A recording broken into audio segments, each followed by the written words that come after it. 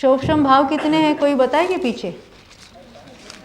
हाँ चेतना बहन बोलो। 18 याद करना है, आसान तरीका मैं बताती हूँ, ये हमको ऐसा याद कर करके। अभी यहाँ देखो ज्ञानावरण के ऊपर देख लो, देशघात, देखो सारे क्षोभशम है ना वो देशघाती प्रकृति पर ही घटित होगी। केवल ज्ञान का क्षोभशम होगा नहीं, निद्रा का क्षोभशम होगा नहीं होगा, और बाकी जो मिथ्यात्व का क्षोभशम होगा नहीं होगा। तो हमें क्या देखना है, क्षोभशम भाव घटित करना है। तो कहाँ घटित हो रहे हैं? देशघाती प्रकृतियों पर। अभी ज्ञानावरण की देखो कितनी प्रकृतियां देशघाती में? 4। अभी 4 में क्या विशेषता है, ये ज्ञान जो है वो सम्यक ज्ञान भी है और मिथ्या ज्ञान भी है। तो क्षोभशम ज्ञान में हम 4 ज्ञान कहते हैं और 3 अज्ञान कहते हैं।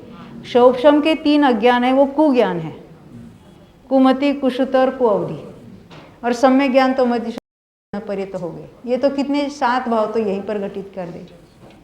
अब दर्शन में कितने हैं वहाँ पर? चक्षु दर्शन, अचक्षु दर्शन, अवधि दर्शन, बराबर। ये 7 3 10 हो गए। नीचे के अंतराय के 5 है, कितने हुए? 15 तो ये हो गए। अब सम्यक प्रकृति देशघाती उसका उदय है और वो बाकी 2 का उदय नहीं है, तो ये क्षोभशम सम्यक तो हुआ।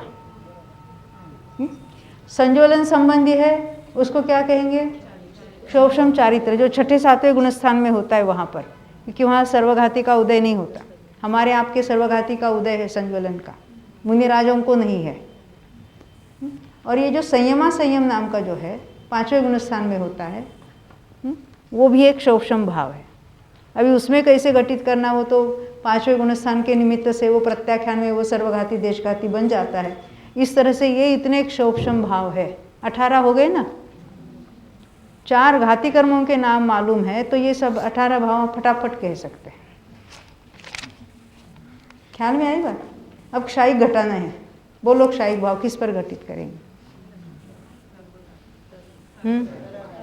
हाँ, अभी ज्ञान में क्षायिक ज्ञान है, दर्शन में यहाँ पर सभी के सभी दर्शनावरण नष्ट हो जाते हैं, क्षायिक दर्शन है। अब सम्यक्त्व में क्षायिक सम्यक्त्व है, और फिर क्षायिक चारित्र, और ये 5 हो गए ना, 9 क्षायिक भाव। एक 4 घाती कर्मों के नाम याद है तो क्षायिक भाव 9 और ये सब घटित हो गए।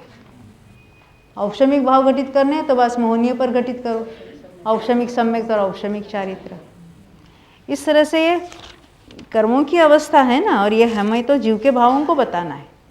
कर्मों की तरफ से एक क्षोभशम ही जरा समझने में कठिन है,